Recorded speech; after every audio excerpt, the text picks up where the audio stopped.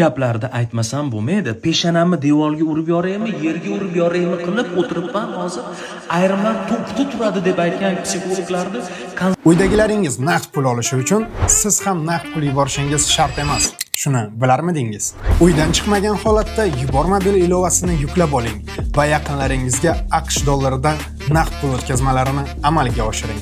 Sizning kartangizdan rubl yechib olinadi. Uydagilaringizga esa AQSh dollaridan naqd pul bo'lib boradi.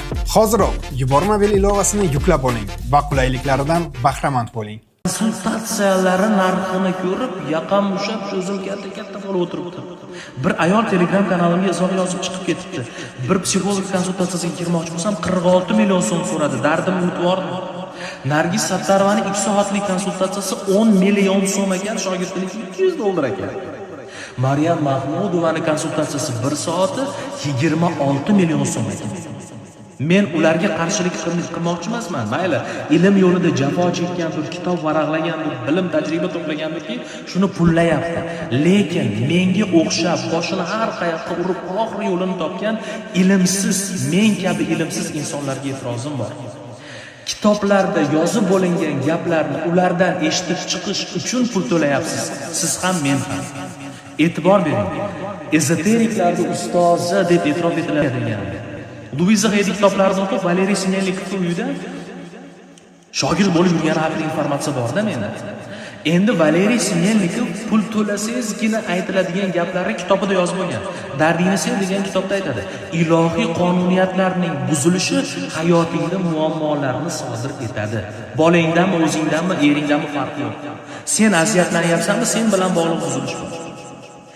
Bizi dinimizda islomning hujjati maqomiga erishgan Imom G'azzoliy hazratlari o'zining kitoblarida yozadi.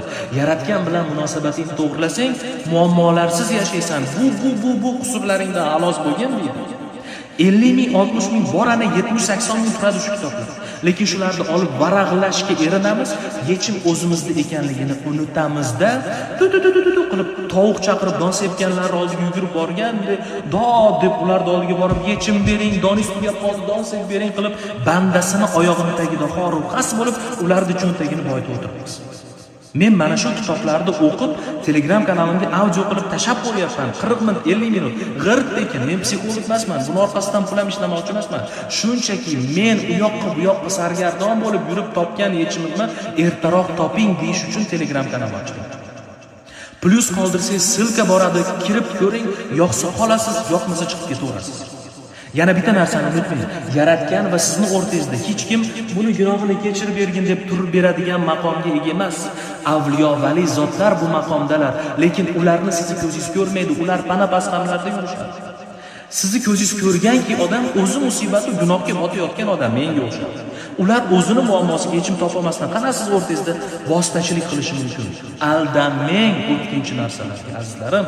Pul ham sizniki, vaqt ham sizniki, qarshiligi yo'q. To'lasangiz o'zingiz bilasiz. Lekin ilohiy qonuniyatlar qayerda buzilishini tushunmayotgan bo'lsangiz, yaratganni o'zidan so'rang, tushuntirib beradi. Chunki hamma ilmlar uni huzurida. Siz eshitib o'qib yurgan ilmlar uni oldidan tushgan ilmlar. Asl ilmlarni aytyapman. Haligi boboyingiz, ajdodingiz, DNK, ajdod, bobo, buvilar unuting ularni. Problemadan siz qiynalyapsizmi? Demak, siz bilan yaratgan o'rtasida uzilish bor, muammo bor. 5000 so'm turadi hali tasbih. Mayli, kitob olgani pulingiz bo'lmasin. Ulamolardan so'rashibdi, istig'for aytaymi, shukr aytaymi birinchi desa, birinchi tavbani qilib olib, kiyimingni pokla, keyin yaratganga iltijoing, shukring qabul bo'ladi. Bo'ldi. Ixlosingiz o'zingiz bilan, sizni hech kim ixloslik qilib qo'ya olmaydi. Asl yechimga ulaning azizlarim. Qadringiz va qadringiz baland bo'lsin. Men kuyunganimni sababini tushungan dursalar balki. Hech kimga e'tirozim yo'q, shuni oxirida aytmoqchiman. Yana o'zingizlar bilasizlar.